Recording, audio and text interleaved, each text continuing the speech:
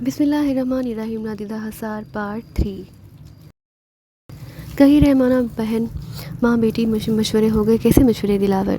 میں نے جو تجویز پیش کی تھی اس کے لیے میں نے تھوڑا سا وقت بھی دیا تھا۔ میں کاموں میں مصروف تھا، میرے سارے کام مکمل ہو گئے ہیں، لیکن کم از کم ہمیں یہ تو بتا دو کہ آخر تم شیرانہ کو کہاں لے جا رہے ہو اور اسے کیا کام کرانا چاہتے ہو؟ دیکھو رحمانہ، ہر بات کسی کو بتائی نہیں جا سکتی، البتہ میں تمہیں یہ گارنٹی دے سکتا ہوں شیرانہ کو کوئی نقصان نہیں پہنچے گا۔ تم یہ سمجھ لو کہ اس سلسلے میں میرے اور اس کے درمیان باپ بیٹی کا رشتہ ہے۔ میں اس کا باپ تو بے شک نہیں، لیکن اسے تحفظ تو اسی طرح دوں گا جس طرح ایک باپ اپنی اولاد کو تحفظ دے سکتا ہے۔ اس کے بعد بھی اگر تمہیں میری باتوں پر یقین نہ آیا تو جہنم میں جاؤ، مجھے اس سے کوئی غرض نہیں، لیکن شیرانہ کے لیے جو میں فیصلہ کر چکا ہوں اب اس میں کسی کی مداخلت پسند نہیں کروں گا۔ جب تم فیصلہ کر چکے ہو دلاور اور تم نے اتنے مضبوط الفاظ میں اس کی تحفظ کا یقین دلایا ہے تو ٹھیک ہے، میں انکار نہیں کرتی۔ شکریہ، ویسے ہفتے میں ایک بار وہ تمہارے پاس آ جایا کرے گی، تم سے ملاقات کر لیا کرے گی۔ بالکل بے فکر رہو، جہاں بھی وہ رہے گی اگر وہ خوش نہ ہو تو تم اس سے پوچھ سکتی ہو۔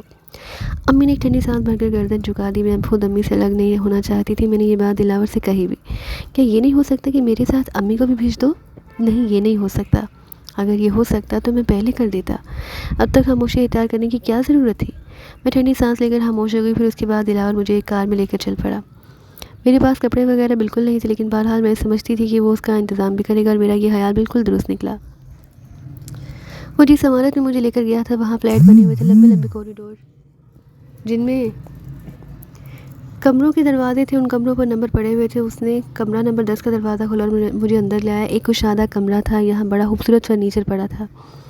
میرے کسی لکھنے پڑھنے کا سامان ایک طرف پیر رکب میں ایک بڑی سی کھڑکی، ماحول بہت صاف ستھرا، ایک چھوٹا سا ٹیلی ویژن بھی رکھا تھا اس نے۔ اس جگہ کو ہاسٹل کہتے ہیں۔ ہاسٹل؟ میں نے کہا ہاں، کیا ہوتا ہے یہ؟ باہر کے شہروں سے آئی ہوئی لڑکیاں یہاں رہتی ہیں اور ان میں مختلف مزاج اور مختلف خیال کی لڑکیاں ہیں۔ کچھ ایسی ہیں جو یونیورسٹی میں تعلیم حاصل کرتی ہیں، کچھ ایسی ہیں جو ملازمتیں کرتی ہیں اور یہاں رات کو آ کر سو جایا کرتی ہیں۔ پورا ہاسٹل ان لڑکیوں سے بھرا ہے۔ یہ لڑکیاں شریف خاندان کی بھی ہیں، دولت مندوں کی بھی اور درمیانے درجے کی بھی، مگر اب وہ اپنے گھروں کو چھوڑ کر یہاں رہتی ہیں۔ ہاں، ان سے ملو گی تو تمہیں تمام صورتحال کا اندازہ ہو جائے گا۔ ٹھیک ہے، مگر مجھے یہاں کیوں رہنا ہوگا؟ تمہیں ایک کام کرنا ہوگا۔ کیا کام؟ تھوڑے دن انتظار کرو، میں تمہیں بتا دوں گا۔ دلاور خاموشی سے کرسی پر بیٹھا رہا۔ میں بھی اس کمرے کا جائزہ لیتی رہی۔ اوپر کی کھڑکی سے دور تک پھیلی ہوئی سڑک نظر آ رہی تھی۔ ایک بھرا پڑا بازار تھا، یہاں خوبصورت دکانیں سجی ہوئی تھیں۔ یہاں زندگی رواں دواں تھی، ہر قسم کی موٹر گاڑیاں، کاریں، اسکوٹریں، آٹو رکشائیں۔ زندگی کو اتنی قریب سے میں نے کبھی نہیں دیکھا تھا۔ مجھے یہ سب کچھ ایک نگاہ میں بہت اچھا لگا۔ دل میں تجسس پیدا ہوا کہ دیکھوں تو صحیح کیا دلاور مجھ سے کام کیا لینا چاہتا ہے۔ بہرحال کم از کم اس بات کا احساس تو تھا کہ یہاں عزت محفوظ ہے اگر دلاور سچ بول رہا ہے۔ تھوڑی دیر کے بعد کمرے کے دروازے پر کسی نے دستک دی اور دلاور نے آگے بڑھ کر دروازہ کھول دیا۔ ایک درمیانی قد کا آدمی اندر آ گیا۔ اچھی شکل و صورت کا مالک تھا، لیکن آنکھوں سے بڑی صفاقی ٹپکتی تھی۔ دلاور نے اس کو اندر بلا کر کہا، اس کا نام توفیق ہے اور یہ اب یہیں تم سے ملتا جلتا رہے گا۔ تم اسے اپنا بڑا بھائی کہہ سکتی ہو، چچا کہہ سکتی ہو، جو کچھ بھی چاہو کہو۔ یہ جانتا ہے کہ اس کی اور تمہارے درمیان کیا رشتہ ہے۔ توفیق، سمجھ رہے ہو نا میری بات؟ جی دلاور دادا، توفیق نے جواب دیا۔ توفیق تمہیں کچھ لا کر دیا کرے گا، دکھاؤ توفیق وہ کیا ہے؟ دلاور نے کہا اور توفیق نے اپنے لباس سے کچھ نکالا۔ یہ ایک بڑا سا لفافہ تھا۔ اس لفافے میں چھوٹی چھوٹی مختلف سائز کی پوڑیاں پڑی ہوئی تھیں جن میں نمبر لکھے ہوئے تھے، 1 2 3 4 5 6، اس طرح سے 8 نمبر تک۔ یہ پوڑیاں جسامت کے لحاظ سے نمبر رکھتی تھی، ان میں کوئی سفید چیز بھری ہوئی تھی جو سیلو فین کی پیکنگ سے جھلک رہی تھی۔ میں کچھ سمجھ نہ پائی۔ دلاور نے کہا، یہ پوڑیاں دیکھ رہی ہو؟ ہاں۔ لڑکیاں تمہارے پاس آئیں گی اور تم سے ایک فقرہ کہیں گی۔ فقرہ؟ ہاں۔ کیا فقرہ ہوگا وہ کہیں گی کہ انہیں محبوب درکار ہے۔ تو پھر تم ان سے پوچھنا کہ کون سا نمبر کا چاہیے، میں ان کی قیمتیں بتا دیتا ہوں۔ 1 نمبر کی پوڑیا کی قیمت 1000 روپے، اسی طرح سے 8 نمبر تک کی پوڑیا کی قیمت 8000 روپے ہوگی۔ وہ لڑکیاں تمہیں رقم دے کر جایا کریں گی۔ خبردار، خاموشی کے ساتھ تمہیں یہ کام کرنا ہے۔ بس فرض کرو اگر تم نے 10,000 روپے کی پوڑیاں بیچی تو اس میں سے 2000 روپے تمہارے ہوا کریں گے۔ یہ رقم تمہارے بینک اکاؤنٹ میں جمع ہو جایا کرے گی اور اس طرح تم ایک اچھی خاصی حیثیت کے مالک بن سکتی ہو۔ لیکن ان پوڑیوں میں کیا ہے؟ میں نے سوال کیا۔ خبردار، اس کے بعد دوبارہ یہ سوال کبھی نہ کرنا۔ یہاں توفیق تمہاری مدد کرتا رہے گا۔ یہ تمہیں مال لا کر دیا کرے گا۔ مال احتیاط سے چھپا کر رکھنا اور کسی سے اس کا تذکرہ بھی نہ کرنا۔ ویسے یہاں زیادہ لڑکی سے دوستی کی ضرورت نہیں۔ سلام دعا ہر ایک سے رکھو۔ خود وہ لڑکیاں تم سے آ کر ملا کریں گی جنہیں ان پوڑیوں کی ضرورت ہوتی ہے۔ اس کے علاوہ میں تمہیں حالہ سے بھی ملا دیتا ہوں۔ یہ حالہ بھی تمہاری رازدار ہے۔ بس تم 3 افراد ہو یہاں، اور سنو ایک بات میں تمہیں خاص طور سے بتا دیتا ہوں۔ دنیا کو کوئی شخص بھی اگر آ کر تم سے پوچھے کہ کبھی کوئی ایسا واقعہ پہ ہو جائے تو اپنی زبان کبھی مت کھولنا، میرا نام کبھی اپنی زبان پر مت لانا۔ یہ مت بتانا کہ تم کون ہو، کہاں رہتی ہو، یہ کون تم سے یہ کام کراتا ہے، چاہے تم پر کتنے ہی مظالم کیوں نہ کیے جائیں۔ ایسا عمل تو کبھی نہیں ہوگا، میں اس کی ذمہ داری لیتا ہوں، لیکن اگر کبھی خدا نہ خواستہ ایسا ہو جائے تو تم کہو گی کہ تم یہ سب کچھ خود کرتی ہو، تم یہ کہو گی کہ تم اس دنیا میں بے سہارا ہو اور تم صرف اسے اپنا کام چلاتی ہو۔ توفیق یا حالہ کا نام بھی کبھی مت لانا، یہ سب تمہاری مددگار ہیں اور تمہیں ہر مشکل سے بچائے رکھیں گی۔ جاؤ توفیق، حالہ کو بلا کر لاؤ۔ حالہ اس ہاسٹل کی آیا تھی، ایک موٹی سی کالے رنگ کی عورت، چہرے ہی سے حبیث لگتی تھی۔ دلاور نے حالہ سے میرا تعارف کرایا، اس کے بعد وہ وہاں سے رخصت ہو گیا اور میں اس ہاسٹل میں فروکش ہو گئی۔ توفیق بھی اچھا آدمی تھا، کہنے لگا میں بھی یہاں ہوا کرتا ہوں، تمہیں دنیا کی کسی چیز کی ضرورت ہو تو مجھے کہہ دیا کرو، کبھی کسی بات کی پرواہ مت کرو۔ ویسے دلاور دادا مجھ سے کہہ گیا کہ تمہیں بازار بھی لے جایا کروں، خریداری کرا دوں اور تمہیں سارا سامان دلوا دوں، اور پیسے بھی دے گیا ہے مجھے۔ میں نے ایک ٹھنڈی سانس لے کر خاموشی اختیار کر لی۔ بہرحال میری تمام ضرورتیں پوری کر دیں گی اگر میں یہاں وقت گزارنے لگی۔ پھر میری پہلی گاہک آئی، دبلی پتلی سی نازک اندام لڑکی، چہرے سے عجیب سی بے بسی طاری تھی، غالباً وہ کسی تکلیف کا شکار تھی۔ دروازے پر دستک ہوئی، میں نے دروازہ کھولا تو بولی محبوب چاہیے، اندر آ جاؤ۔ وہ اندر آ کر اپنے لباس سے پیسے نکالنے لگی، پھر اس نے 4000 روپے میرے سامنے رکھے اور میں نے 2 نمبر کی پڑیاں اس کے حوالے کر دی۔ جب وہ واپس پلٹنے لگی تو میں نے اسے پوچھا، سنو کیا نام ہے تمہارا؟ اس نے بے بسی کی نگاہوں سے مجھے دیکھا اور خاموشی سے ٹھنڈی سانس لے کر باہر نکل گئی۔ کچھ عجیب سا انداز تھا اس کا، اس کے چہرے پر پھیلی ہوئی مایوسی میری سمجھ میں نہیں آ رہی تھی۔ پھر 2 گھنٹے بعد دوسری گاہک آئی اور رات میں نے تقریباً 6 پڑیاں بیچیں، جن کی کل آمدنی 20,000 روپے تھی۔ گویا میرے 4000 روپے کھڑے ہو گئے۔ یہ کاروبار تو بہت اچھا ہے، لوگوں سے کیوں نہیں کرتے؟ پھر یہاں وقت گزرنے لگا، 2 دن 4 دن 6 دن 8 دن، اس کے بعد میں عادی ہو گئی۔ 8ویں دن مجھے امی کے پاس لے جایا گیا، لیکن کوٹھی کے دروازے پر ہی مجھے دلاور مل گیا۔ اپنی ماں سے نہیں کہو گی کہ تم کیا کرتی ہو، بس یہی کہنا کہ وہاں رہتی ہو اور ابھی تک تمہیں کوئی کام نہیں دیا گیا، خبردار ورنہ اس کے بعد تم اپنی ماں سے نہیں مل سکو گی۔ میں خاموش ہو گئی۔ امی کے پاس پہنچی، وہ بیچاری میرے لیے پریشان تھی، لیکن میں نے اسے تسلیاں دی اور کہا کہ جہاں مجھے بھیجا گیا ہے وہاں میں خوش ہوں، وہاں دوسری بہت سی لڑکیاں بھی ہوتی ہیں، اور دلاور کہہ رہا تھا کہ مجھے تھوڑی تھوڑی تعلیم دلائے گا۔ یہ تو اچھی بات ہے، یہ شخص ابھی تک ہمارے لیے نقصان دہ نہیں ثابت ہوا، اچھا ہے تم تھوڑی بہت پڑھ جاؤ، نہ جانے قدرت نے اس کے دل میں ہمارے لیے رحم کیوں ڈال دیا ہے۔ میرے ساتھ بھی یہاں کوئی برا سلوک نہیں ہوتا، میں بھی ٹھیک ٹھاک ہی ہوں۔ امی سے کافی دیر تک باتیں کرتی رہی، پھر دوسرے دن صبح کو مجھے واپس ہاسٹل پہنچا دیا گیا۔ اس کے بعد میری دکانداری شروع ہو گئی، توفیق مجھے مال سپلائی کیا کرتا، حالانکہ اکثر میری خبر گیری کر لیا کرتی۔ یوں زندگی گزرنے لگی، 1 مہینہ 2 مہینہ، پھر تقریباً 4 مہینے یہاں گزر گئے۔ میں نے اپنے آپ کو اس ماحول میں ضم کر لیا، ویسے بھی کوئی پریشانی نہیں تھی۔ پھر ایک دن ایک اور لڑکی میرے پاس آئی، اس سے پہلے بھی 3-4 بار آ چکی تھی۔ ان میں سے اپنا کوئی نام نہیں بتاتا تھا، لیکن ان کی شکلیں دیکھ کر مجھے ایک عجیب سا احساس ہوتا اور میں خاصی حد تک پریشان ہو جایا کرتی۔ لڑکی میرے پاس پہنچ گئی، اس نے کہا مجھے 8 نمبر دو۔ ٹھیک ہے، میں نے اسے 8 نمبر کی پڑیا دے دی اور اس نے مجھے اسی قیمت ادا کر دی۔ فوراً ہی دروازے پر دوبارہ دستک ہوئی تھی اور دروازہ چونکہ کھلا ہوا تھا، اس لیے دستک دینے میں دروازہ کھول کر اندر آ گیا۔ میں نے یہی سمجھا کہ یہ بھی کوئی لڑکی ہوگی جو محبوب کی تلاش میں آئی ہوگی، لیکن آنے والے کو دیکھ کر ایک لمحے کے لیے آنکھیں حیرت سے پھٹی کی پھٹی رہ گئی۔ بے شک بہت عرصے کے بعد دیکھا تھا، لیکن کوئی کسی شخص کو بھول تو نہیں سکتا جس کے ساتھ اس کی زندگی کے بہت سے واقعات میں بستا ہوں۔ یہ مقدس سایہ تھے، میلے کچیلے لباس میں ملبوس، داڑھی بڑی ہوئی، بال بکھرے ہوئے، اندر آگے مجھے دیکھتے رہے۔ بس لڑکی کو دیکھا، اس کے بعد بولے، بدبخت ہمارے تابوت میں آخری کیل ٹھونک کر رہے گی تو باز نہیں آئے گی نا؟ لڑکی سہم کر دیوار سے جا لگی۔ میں الگ پھٹی پھٹی نگاہوں سے مقدس سایہ کو دیکھ رہی تھی۔ مقدس سایہ میری جانب بڑھے اور بولے، اور تو بدبخت، تو کس اولادت کی پیداوار ہے؟ خدا تجھے غارت کرے، کیوں بربادیوں پر تلی ہوئی ہے اس دنیا کی؟ کیا کر رہی ہے آخر تو؟ تجھے غیرت نہیں آتی؟ تو نے کتنے گھر برباد کر دیے۔ دیکھ میں برا آدمی نہیں ہوں، کچھ بھی نہیں کروں گا تیرے خلاف، کچھ بھی نہیں کہوں گا کسی سے، لیکن خدا کے لیے یہ کاروبار بند کر دے۔ تو نہیں جانتے تیری اس ارادے سے دنیا کو کیا نقصان پہنچ رہا ہے۔ ہم تو تباہ و برباد ہو گئے۔ میری بات سن کر میری بچی بھول جانا اس بات کو کہ میں تیرے بارے میں اپنی زبان کسی سے کھولوں گا، لیکن یہ لڑکی اگر دوبارہ کبھی آئے تو اسے وہ سب کچھ نہ دینا جو اسے برباد کر رہا ہے۔ کم بخت، چل یہاں سے، میں تجھے اپنے ہاتھوں سے مارنا پسند کروں گا، اس طرح تجھے نہیں مرنے دوں گا۔ پھر مقدس سایہ خاموشی سے اس لڑکی کو لے گئے۔ میرے پورے بدن میں سنسناہٹیں دوڑ رہی تھی۔ مقدس سایہ نے مجھے نہیں پہچانا، لیکن میں نے انہیں پہچان لیا۔ میرے دل و دماغ میں ایک ہیجان برپا ہو گیا کہ سارا کیا قصہ ہے، اور وہ لڑکی کیا وہ مقدس سایہ کی لڑکی ہے؟ میں نے اپنے ذہن پر زور دیا تو مجھے یاد آ گیا کہ ہاں وہ تہمینہ ہے، مجھ سے بڑی تھی، لیکن میں نے اسے بہت عرصے پہلے دیکھا تھا۔ ویسے بھی وہ میرے اور اس کے درمیان کوئی رابطہ نہیں تھا۔ وہ مغرور لوگ تھے، ہمیں کمتر سمجھا کرتے تھے۔ تہمینہ یقیناً یہ تہمینہ تھی، لیکن مقدس سایہ نے اپنے حلیہ کیا بنا رکھا تھا، اور تہمینہ یہ کیا کر رہی تھی؟ کیا ہے ان پڑیوں میں؟ اور اس شام میں نے حالہ سے پوچھ لیا۔ حالہ سے میری اچھی خاصی دوستی ہو گئی تھی، اکثر میرے پاس آ بیٹھتی، میں نے اسے تھوڑے بہت پیسے بھی دے دیا کرتی، کیونکہ دلاور نے مجھے احتجاج کے لیے اچھے خاصے پیسے دے دیے تھے۔ میرے پاس تو کوئی خرچ تھا ہی نہیں، ان کا کھانا پینا سب یہاں مل جاتا تھا، اس لیے یہ پیسے میرے پاس بیکار ہی پڑے رہا کرتے۔ کئی بار میں موٹی خالہ کو پیسے دے دیا کرتی تھی. اس شام بھی خالہ کچھ پیسے ہی مانگ رہی تھی. وہ بڑی بیٹی کا بیٹا ہے نا جو. ہاں خالہ ہاں کیا بات ہے؟ اسے بیمار ہو گیا ہے کم وقت, بری حالت ہے, ہسپتال لے جانا پڑا ہے. بیٹا کچھ پیسے چاہیے. پیسے میں آپ کو دے دوں گی خالہ. کتنے پیسے چاہیے؟ ایک 500 روپے دے دو. ٹھیک ہے خالہ, یہ 500 روپے رکھ لیجئے. خالہ میں آپ سے کچھ پوچھنا چاہتی ہوں. ہاں ہاں پوچھو بیٹا. خالہ ان بوڑھیوں میں کیا ہوتا ہے؟ میں نے سوال کیا. خالہ چونک کر مجھے دیکھنے لگی. ارے خدا کی نیکی, تمہیں معلوم نہیں؟ نہیں خالہ میں نہیں جانتی. ہیروئن ہے بیٹا, ہیروئن. ہاں پوڑیوں میں تو اور کیا, وہ تو فلموں میں ہوتی ہے, اب پوڑیوں میں ہوتی ہے. اب مگر خالہ آپ مذاق کر رہی ہیں.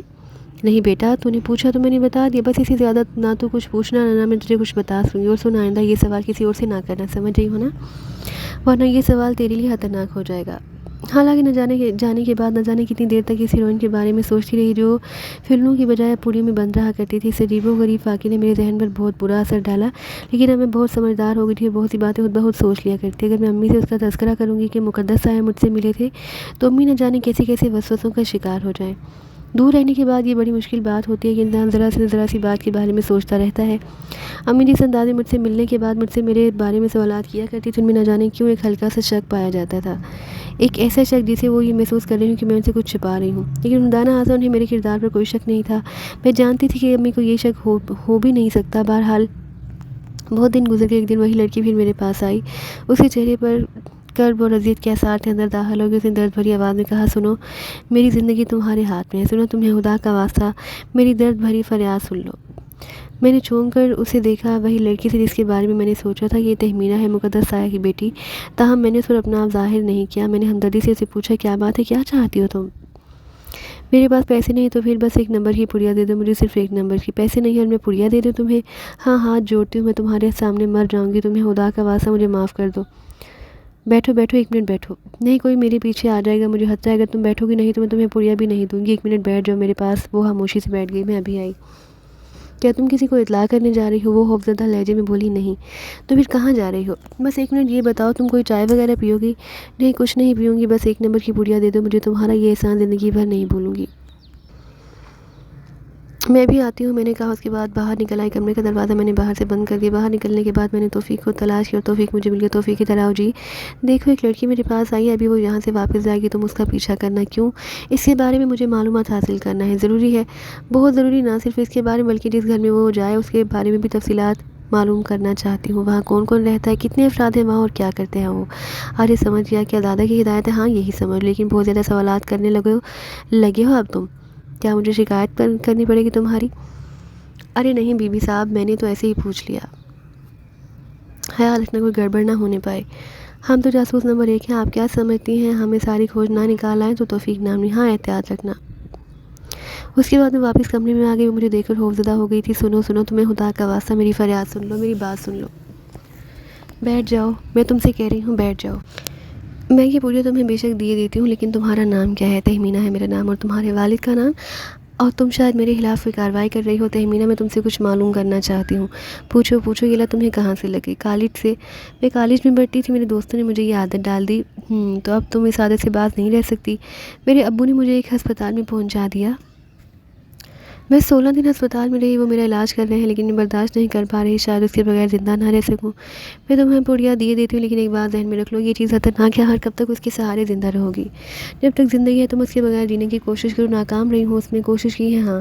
پھر بھی تہمینہ تم ایک شریف خاندان کی لڑکی ہو. میں بہت کوشش کرتی ہوں لیکن کامیاب نہیں ہو پاتی. میرے پاس ہسپتال کا خرچہ بھی نہیں ہے. ابو بھی بہت غریب آدمی ہیں ہم لوگ. ہاں تم لوگ نہیں مانو گی تم. ٹھیک ہے نا, تو میں خودکشی کر لوں گی. نہیں پڑیا میں تمہیں دیے دیتی ہوں, میں نے کہا. اور 1 نمبر کی پڑیا نکال کر اسے دے دی. 1000 روپے کا معاملہ ہے, کوئی بھی بات کہہ دوں گی. لیکن اب اس بات کا مجھے پورا یقین ہو گیا تھا کہ تہمینہ مقدس سایہ کی بیٹی ہے. یہ لوگ کسی حادثے کا شکار ہو چکے ہیں. میں نے اسے پڑیا دے دی اور وہ چلی گئی, لیکن یہ حل نہیں تھا. ان لوگوں کو کیا ہوا, انہوں نے اپنا گھر کیوں چھوڑ دیا؟ پھر توفیق کے آنے پر یہ ساری صورتحال کا علم ہوا. توفیق نے مجھے آ کر بتایا. ہاں میں معلوم کر رہا ہوں, ایک چھوٹے سے محلے میں رہتے ہیں یہ لوگ. غریب لوگوں کا علاقہ ہے. لڑکی کا پورا خاندان ہے, بہت سے افراد ہیں. اس گھر میں 2 بڑے بزرگ ہیں, ان میں سے ایک کا نام مقدس, دوسرے کا نام مشرف حیات ہے. باقی عورتیں وغیرہ ہیں. یہ ایک ہی لڑکی ہمارا شکار بنی ہے, باقی ٹھیک ٹھاک ہیں. انہوں نے اسے ہسپتال میں داخل کروا دی, لیکن شاید یہ ہسپتال سے بھاگ کر آئی ہے. بس ٹھیک ہے توفیق, بہت شکریہ تمہارا. مجھے تم سے یہی معلومات حاصل کرنا تھی. توفیق تو چلا گیا, لیکن میرے ذہن میں سینکڑوں خریدیں پیدا ہو گئیں. آخر مقدس حیات اور مشرف حیات کے ساتھ ہوا کیا؟ وہ لوگ اس حال کو کیسے پہنچ گئے؟ اچھی خاصی حیثیت کے مالک تھے. بس انہیں زیادہ سے زیادہ افسوس ہی تھا مجھے کہ ان لوگوں نے ہمارے ساتھ جو سلوک کیا وہ کون سا اچھا تھا. پر سچی بات تو یہ ہے کہ ایک طرح سے دل میں ٹھنڈک سی اترتی تھی آج یہ لوگ بھی سال کو پہنچ گئے کہ ایک لڑکی کس طرح مصیبت کا شکار ہے. حالانکہ کسی کی مصیبت سے خوش ہونا میری فطرت میں نہیں تھا، لیکن بس انسان ہوتا ہے بہک جاتا ہے. بعض اوقات سوچے نہ جانے کہاں سے کہاں لے جاتی ہیں. ہیروئن بننے والی لڑکیوں کی تعداد اچھی خاصی تھی. میرے سامنے مخصوص چہرے آیا کرتے تھے اور وہ لوگ جانتی تھی کہ ان کا قصد یہاں سے حل ہو جائے گا. پھر نہ جانے کیوں میرے ذہن میں گریز پیدا ہوئی. میں نے سوچا کسی سے اس کے بارے میں معلومات حاصل کروں اور یہ دیکھوں کہ آخر ہیروئن کے نقصانات کیا ہوتے ہیں. لیکن پھر فوراً ہی دلاور کا خیال آیا. میں بہرحال اسی قصدے میں تھی. حالانکہ دلاور ہماری طرف سے مطمئن تھا، پھر بھی میں یہ سوچتی تھی کہ کبھی میری زبان سے ایسا ویسا لفظ نکل گیا دلاور کہیں امی کو نقصان نہ پہنچا دے. چنانچہ میں نے اپنے دل کی بات دل ہی میں رکھی. کئی دن پھر گزر گئے، معمولات جاری تھے. میں اچھی خاصی کمائی کر رہی تھی اور دلاور کی امی سے ملاقات بھی ہو جایا کرتی تھی. کم از کم دلاور کے اندر یہ خوبی تھی کہ وہ زبان کا پکا تھا، یعنی اس نے جو کہہ دیا تھا اس سے کبھی نہیں ہٹتا تھا. ہر اتوار کو مجھے امی کے پاس لے جاتا اور میں پورا دن امی کے ساتھ رہتی. بیچ کی صبح کو مجھے واپس ہاسٹل پہنچا دیا جاتا. ایک بار میں نے امی سے کہا، امی اصل میں آپ کو پہلے ہی بتا چکی ہوں کہ دلاور نے مجھے ایک لفظ ادھر سے ادھر کرنے سے منع کیا ہے. آپ سے بڑھ کر اور کون میرے لیے ہو سکتا ہے، لیکن میں آپ کی زندگی بھی چاہتی ہوں. بیٹی کوئی ایسا ویسا کام تو نہیں. نہیں امی کوئی ایسی بات نہیں. میں نے ان سے کہا. پھر ایک دن مقدس صاحب دوبارہ میرے پاس آ گئے. انہوں نے میرے کمرے میں پہنچنے کے بعد مجھے سلام کر بولے، بیٹی تمہیں اندازہ ہے کہ میں عمر میں تم سے کتنا بڑا ہوں؟ ہے فرمائیے میں کیا خدمت کر سکتی ہوں. میں نے خشک لہجے میں کہا. اس بات کا تو مجھے بخوبی اندازہ ہو گیا تھا کہ مقدس صاحب کے فرشتوں کو بھی یہ بات معلوم نہیں کہ میں کون ہوں. ظاہر ہے کہ عمر بھی بڑھ گئی تھی اور انہوں نے کون سی کبھی ہم پر توجہ دی تھی جو وہ ہماری شکلوں اور صورتوں کو یاد رکھتے. فرمائیے کیا کام ہے آپ کو مجھ سے؟ ایک بات معلوم کرنا چاہتا ہوں. جی فرمائیے. کیا وہ لڑکی دوبارہ تمہارے پاس آئی تھی؟ نہیں بیٹی سچ بتا دو مجھے. میں جھوٹ نہیں بولتی مگر آپ سے. مگر ہوا کیا ہے، میں نے اسے ہسپتال میں داخل کروایا تھا. وہ ہسپتال سے فرار ہو گئی ہے. یہاں نہیں آئی وہ اس دن کے بعد کبھی نہیں آئی جس دن میں اسے اپنے ساتھ لے گیا تھا. نہیں ایک بار آئی تھی. تم سے ہیروئن مانگی؟ جی ہاں دی تھی تم نے اسے. نہیں میں نے صاف جھوٹ بولی. ظاہر میں ان سے اقرار نہیں کر سکتی تھی. میں ایک ٹیلی فون نمبر تمہیں دیے دیتا ہوں، اگر وہ کبھی دوبارہ یہاں آئے تو ٹیلی فون نمبر پر رنگ کر کے مجھے بتا دینا. دیکھیے جناب میں یہ سب نہیں کر سکتی. آخر کیوں؟ بس اور تم انسانوں میں زہر تقسیم کر سکتی ہو؟ انہوں نے نفرت بھرے لہجے میں کہا. آپ بیٹھ جائیے یہاں. میں تو تمہارا کچھ نہیں بگاڑوں گا، لیکن ایک بات تم سوچ لو، تمہارے کیے کی سزا ملے گی. کس قدر بھولی بھالی اور معصوم عورت ہو تم، لیکن جو کام تم کر رہی ہو تمہیں خدا کے لیے اس کے لیے کبھی معاف نہیں کرے گا. جناب علی ایک سوال کر سکتی ہوں؟ ہاں کہو. کیا آپ کو یقین ہے کہ زندگی میں آپ نے ہمیشہ نیک ہی کام کیے ہیں؟ کیا مطلب ہے تمہارا؟ میں زیادہ تر کچھ نہیں کہہ سکتی اور آپ کے سامنے بولنا ویسے بھی میرے لیے گستاخی کے مترادف ہے، لیکن ایک بات پر ذرا غور کر لیجئے. کون سی بات؟ مکافاتی عمل کے قائل ہیں آپ؟ کیا مطلب؟ کیا آپ نے زندگی میں کسی کے ساتھ برا سلوک نہیں کیا؟ میں پوچھتا ہوں کیا مطلب ہے تمہارا؟ نہیں کوئی خاص نہیں ہے میرا. میں صرف آپ سے یہ کہنا چاہتی ہوں کہ آپ آج ان حالات سے گزر رہے ہیں. آپ یاد کیجیے کبھی کسی اور کو جو ان حالات سے دوچار نہیں کیا. نہیں میں ایسا آدمی نہیں ہوں. سوچ لیجئے جناب. تم خاص بات کہنا چاہتی ہو کیا؟ جی نہیں میں تو کوئی خاص بات نہیں کہنا چاہتی، بس ایسے ہی پوچھ لیا آپ سے. آپ اپنی بیٹی کے لیے اس قدر پریشان ہیں. تمہاری فضول باتیں ہیں جو میری سمجھ میں نہیں آ رہی. مقدس طاہر جلائے ہوئے لہجے میں کہا. اس کے بعد باہر چلے گئے.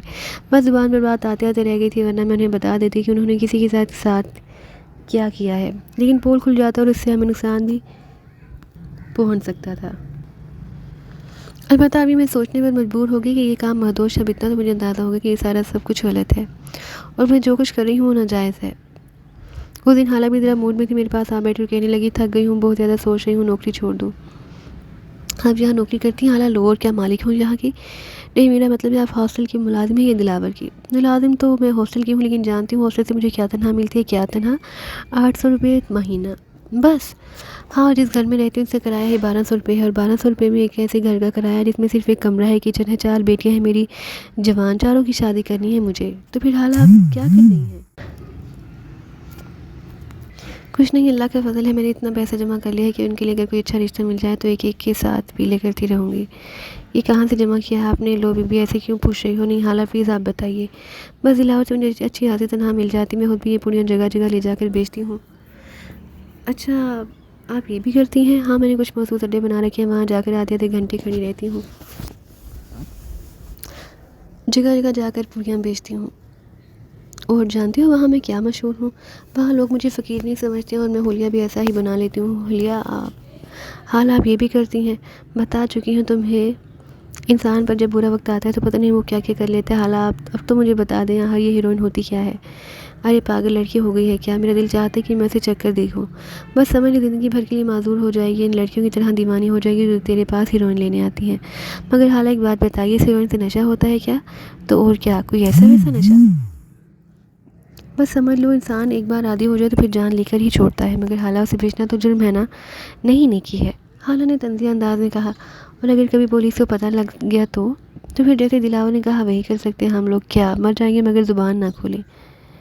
حالہ تم کیوں اس بات پر آمادہ ہوئی؟ میں نے سوال کیا اور حالہ عجیب سی نگاہوں سے مجھے دیکھنے لگی، پھر بولی، تم مجھے مروانے پر تلی ہوئی ہے؟ ایک بات ذہن میں یاد رکھیں حالہ، میری ذات سے آپ کو کوئی تکلیف نہیں پہنچے گی، جس طرح میں نے دلاور سے وعدہ کیا ہے، اگر خدا نہ خواستہ میں کسی بھی جال میں پھنس جاؤں تو میں کبھی کسی سے یہ بات نہیں کہوں گی کہ میرا تعلق دلاور سے ہے۔ اس طرح میں آپ سے بھی وعدہ کرتی ہوں کہ اگر کبھی کوئی ایسی ویسی بات ہوئی تو میں کبھی آپ کا نام نہیں لوں گی۔ ایک بات کا جواب دیں گی مجھے؟ ہاں۔ تو جس قدر معصوم ہے اس سے یہ پتہ چلتا ہے کہ تجھے بھی ان لوگوں نے جال ہی میں پھانسا ہے۔ میں نے ایک ٹھنڈی سانس لی اور کہا، ہاں حالہ کیا جال ہے وہ؟ میری امی ان کے پاس ہیں۔ تو بات خود بخود تیری سمجھ میں آ جانی چاہیے، کیا مطلب؟ تیری امی ان کے پاس ہے اور انہوں نے مجھے دھمکی دی ہے کہ اگر میں نے ان کا کام نہ کیا، ان کا راز کہیں فاش کر دیا تو میری بیٹیوں کو ہلاک کر دیں گے۔ حالانکہ کیا ان کے چنگل سے چھٹکارا نہیں حاصل کیا جا سکتا؟ بہت مشکل ہے بیٹی، ہم لوگ اتنا آگے بڑھ گئے ہیں کہ اگر چھٹکارا حاصل کرنے کی کوشش کریں بھی تو نہیں کر سکیں گے۔ حالانکہ ڈر لگتا ہے مجھے، بس تقدیر نے ہمیں جس راستے پر لگا دیا ہے ہم بھلا اسے کیسے ڈال سکتے ہیں؟ حالہ خاموش ہوگی، ان کے لہجے میں افسردگی طاری ہوگی، لیکن میں یہ سوچنے لگی کہ باہر تو اور برے کام کا نتیجہ برا ہوتا ہے، ایک دن ایسا ضرور آ جائے گا، کسی نہ کسی مشکل میں گرفتار ہو جائیں گے۔ میں تو بس تقدیر پر شاکر تھی، جو کچھ بھی ہو رہا تھا میں نے خود نہیں کیا تھا، بلکہ تقدیر میرے ساتھ یہ کھیل کھیل رہی تھی، میں تقدیر کے ہاتھوں کھلونا بنی ہوئی تھی۔ لیکن بہرحال اندازے درست ہی نکلتے ہیں، ایسا کبھی نہیں ہوتا کہ کوئی شخص غلط کام کرے اور زندگی اسے مسلسل موقع دیے جائے۔ وہ ایک دوپہر تھی، سنسان اور گرم، باہر ماحول بھی کچھ عجیب سا تھا۔ میں اپنے کمرے میں بستر پر معمول کے مطابق دراز تھی کہ دروازے پر دستک ہوئے گاہک آتے جاتے رہے۔